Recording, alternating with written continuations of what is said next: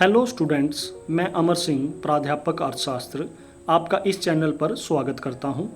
Lockdown के समय में इस चैनल का निर्माण मेरे द्वारा एक छोटी सी पहल है ताकि आपकी शिक्षा सुचारू रूप से जारी रखी जा सके।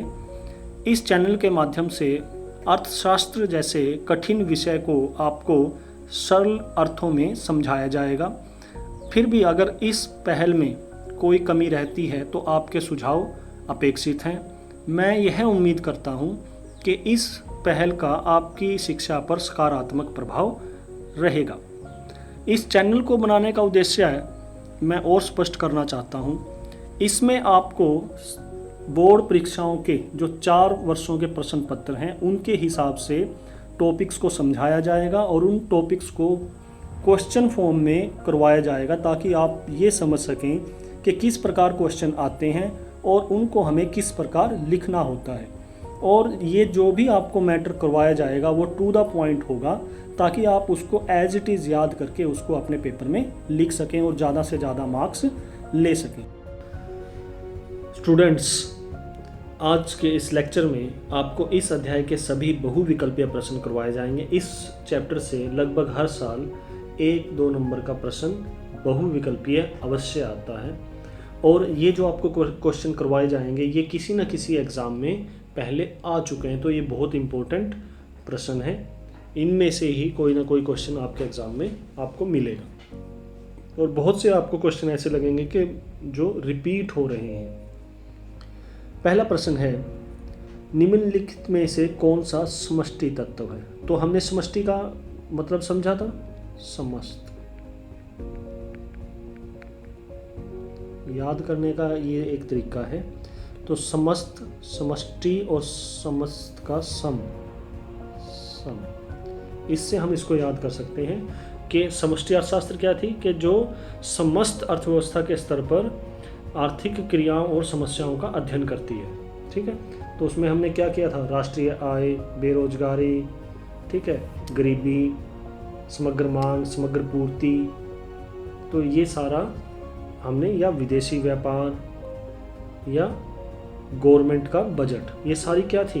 राष्ट्रीय आय, ये सारी हमारी समष्टिगत तत्व थे। तो मांग का सिद्धांत नहीं है क्योंकि व्यष्टि में, साधन कीमत का सिद्धांत हमने व्यष्टि में, उत्पादन का सिद्धांत ये भी व्यष्टि में, तो एक ही है राष्ट्रीय आय जिसका हम समष्टि में अध्ययन करते हैं। दूसरा, चयन की समस्या का संबंध किससे है? तो चयन की समस्या क्या है? हमने किया था कि हमारे पास साधन सीमित हैं, आवश्यकताएं असीमित हैं और सीमित साधनों के वैकल्पिक प्रयोग हैं। तो हमें ये चयन करना पड़ेगा कि हम कौन सी आवश्यकताओं को पहला पूरा करें और उन साधनों का जिनका विभिन्न प्रयोग है पहले कौन से प्रयोग में उनको लाया जाए। तो ये हमें क्या करना पड़ता है? चुनाव।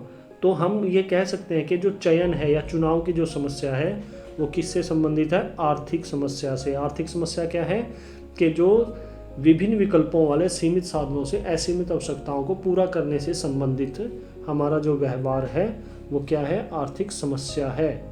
जो ये हमारे सामने एक बहुत कठिन चुनाव की स्थिति होती है कि हमें अपनी असीमित आवश्यकताओं को किस प्रकार पूरा करें। ठीक है, तो ये है हमारी आर्थिक समस्या। तो चयन की समस्या का संबंध किससे है? आर्थिक समस्या से। तीसरा, राष्ट्रीय आय का अध्ययन होता है। तो राष्ट्रीय आय का अध्ययन हमने किस में किया था? जब हमने अर्थशास्त्र के 2 मूल अंश पढ़े थे, व्यष्टि और समष्टि, तो उसमें हमने क्या किया था कि राष्ट्रीय आय का अध्ययन किस में होता है? समष्टि अर्थशास्त्र में। अब यहाँ पर ये जो प्रश्न, ये जो उत्तर हैं ये इसके फिट नहीं बैठेंगे, ठीक है ना, तो ओनली ये। उसके बाद चौथा प्रश्न हमारा है, आवश्यकताएं होती हैं, सबको पता है, असीमित। ठीक है, अगर सीमित समस्याएं होती तो कोई समस्या ही ना होती, कोई आर्थिक समस्या ना होती, कोई चयन की समस्या ना होती, सभी लोग बड़ी खुशी खुशी रहते। लेकिन ऐसा तो नहीं है। हमारी तो रोज़ नई नई आवश्यकताएं पैदा होती हैं, रोज़ अपने माँ बाप से नई नई डिमांड्स होती हैं कि मुझे ये ला दो, मुझे वो ला दो। तो सबकी आवश्यकताएं क्या हैं? असीमित। ठीक है। पांचवा, समष्टि अर्थशास्त्र में ये जो भी अंडरलाइन आपके इस पे स्क्रीन पे दिखाई दे रहे हैं यही इनके उत्तर हैं। ठीक है। समष्टि अर्थशास्त्र में संपूर्ण अर्थव्यवस्था के स्तर पर समुच्चयों का अध्ययन किया जाता है। ठीक है, संपूर्ण तो समस्त, ये संपूर्ण या समस्त अर्थव्यवस्था के स्तर पर, तो ये बात सत्य है। ठीक है, इसकी परिभाषा में ही है कि समस्त अर्थव्यवस्था के स्तर पर जब हम आर्थिक क्रियाओं और आर्थिक समस्याओं का अध्ययन करते हैं। 6th क्वेश्चन, निम्नलिखित में से समष्टि अर्थशास्त्र पर कौन सा कथन सही है? तो राष्ट्रीय आय का अध्ययन, चुनाव तथा सीमित साधनों का अध्ययन, निजी उत्पादन को प्रोत्साहन, इनमें से कोई नहीं। तो ये हमने किया है। राष्ट्रीय आय का अध्ययन किस में किया जाता है? समष्टि अर्थशास्त्र में। चुनाव तथा सीमित साधनों का अध्ययन ये हम किस में करते हैं? व्यष्टि में। ठीक है, व्यष्टि में। निजी उत्पादन को प्रोत्साहन, ये भी व्यष्टि में। तो इसका मतलब 6th क्वेश्चन का क्या है? राष्ट्रीय आय का अध्ययन कहाँ पे किया जाता है? समष्टि अर्थशास्त्र में। तो हम देख सकते हैं कि राष्ट्रीय आय से ही संबंधित कि कौन सा समष्टि में आता है या व्यष्टि में आता है, और उससे अलग अलग जो चीज़ें हैं भाई, ये व्यष्टि में आता है या समष्टि में आता है, इससे ही संबंधित कई क्वेश्चन आ चुके हैं अभी तक हमारे। 7th क्वेश्चन, अर्थशास्त्र केवल भौतिक वस्तुओं का अध्ययन करता है। ठीक है, तो ये बात गलत है।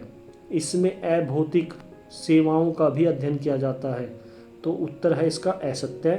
और ये मैंने इस उत्तर के आगे इसकी थोड़ी एक्सप्लेनेशन भी लिखी है ताकि आप आसानी से याद कर सकें। अभौतिक, भौतिक क्या होती हैं? जो किसी पदार्थ से बनी होती है, जिनका कोई रंग रूप आकार होता है, वो है भौतिक।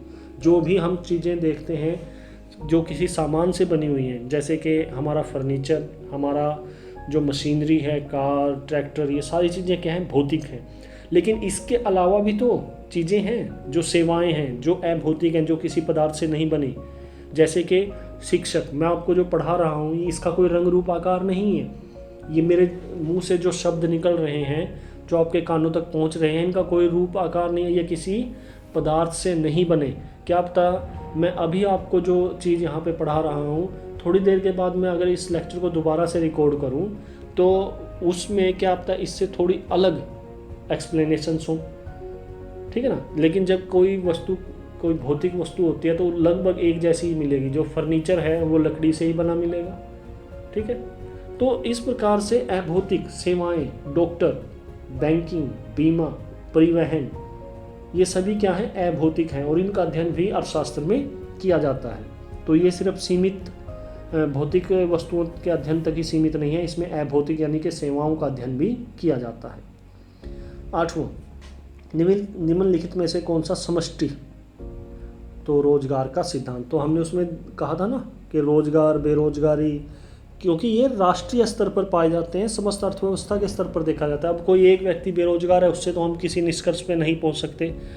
हमें ये देखना पड़ेगा कि हमारी जो अर्थव्यवस्था में कुल बेरोजगार कितने हैं, और समय के साथ उन बेरोजगारों में कमी हुई है या बढ़ोतरी हुई है। तो उसी से हम निष्कर्ष पे कुछ पहुंच सकते हैं कि हमारे देश में आर्थिक विकास हो रहा है या नहीं हो रहा।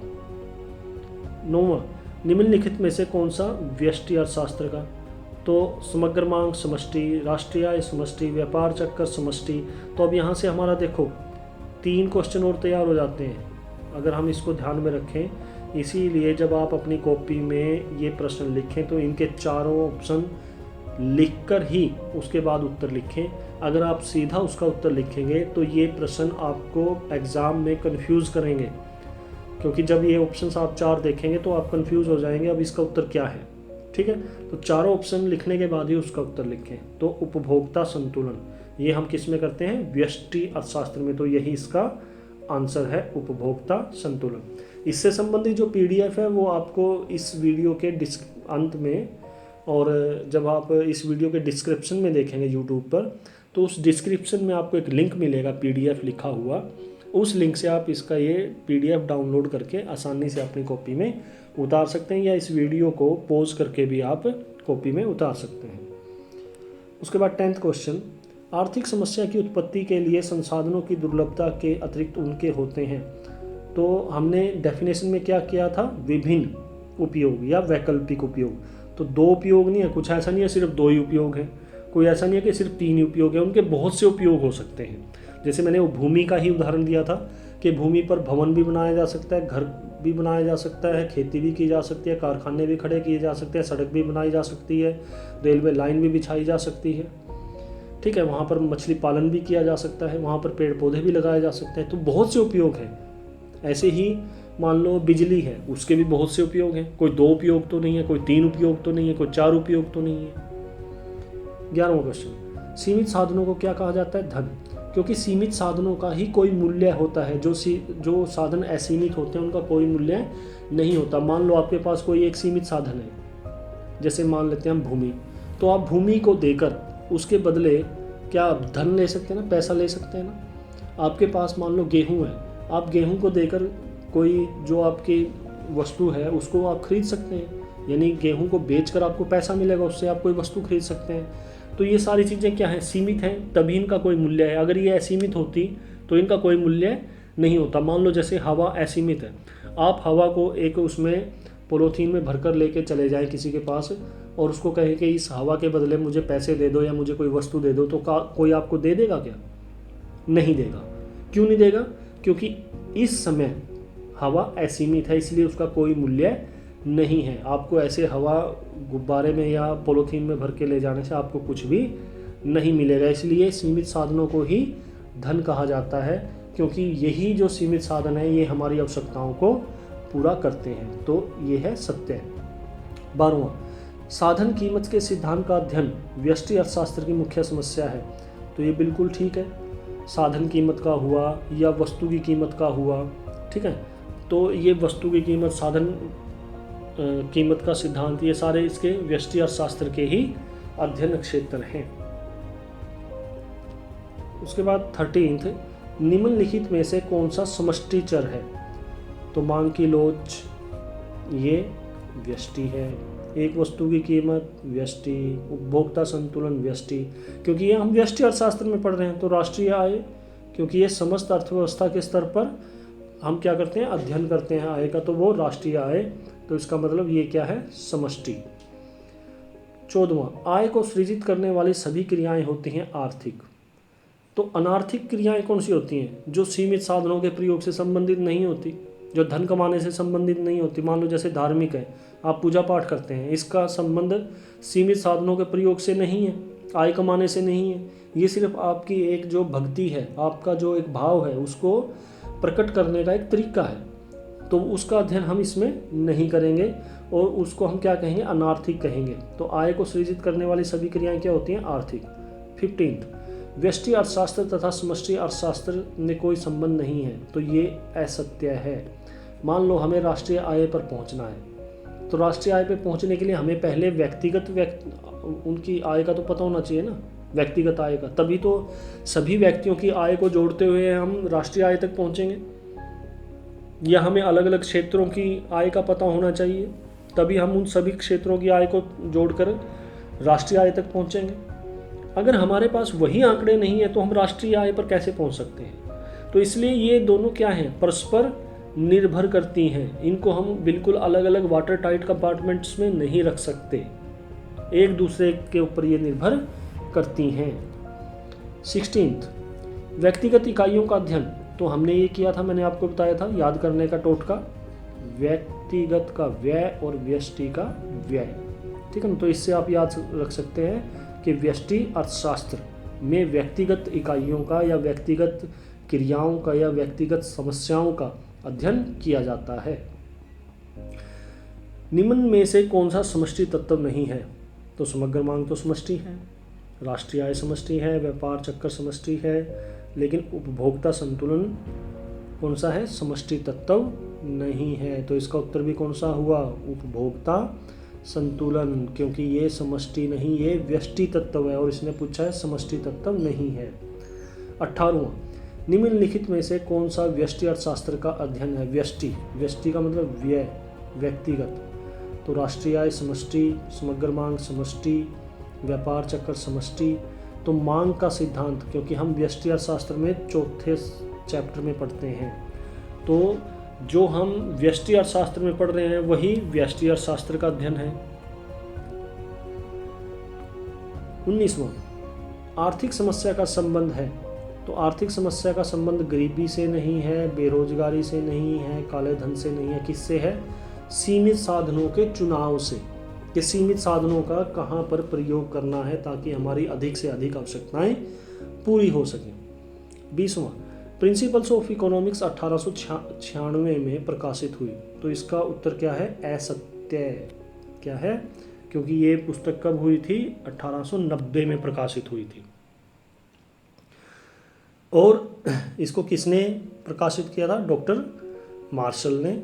और इसी के अंतर्गत उन्होंने भौतिक कल्याण संबंधी परिभाषा दी थी। तो उसके बाद 21वां क्वेश्चन हमारा है, अर्थशास्त्र एक विज्ञान है, कौन सा? सामाजिक। मैंने आपको बताया था कि प्राकृतिक विज्ञान में कौन कौन से आते हैं? फिजिक्स, मैथ्स और केमिस्ट्री। ठीक है, क्योंकि इनके जो नियम होते हैं वो सार्वभौमिक होते हैं, वो शर्तों पर आधारित नहीं होते।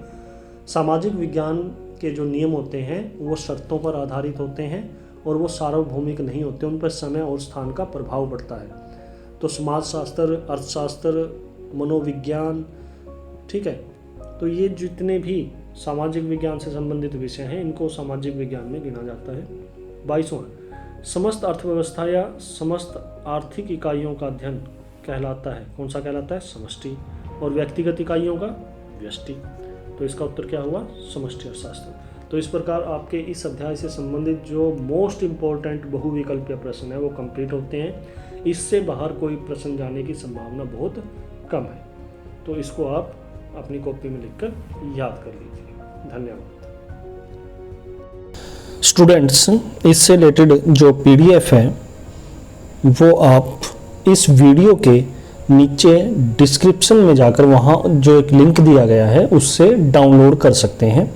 ये जो भी आपको नोट्स प्रोवाइड करवाए जा रहे हैं ये हरियाणा बोर्ड और दूसरे बोर्ड्स में जो क्वेश्चंस आ चुके हैं उनके बेस के ऊपर ही आपको ये क्वेश्चन करवाए जा रहे हैं। और 2017, 18, 19 और 20 के जो प्रश्न पत्र हैं वो लगभग इनमें कवर हैं। तो आप इसको पीडीएफ से अपनी कॉपी में उतार सकते हैं। धन्यवाद।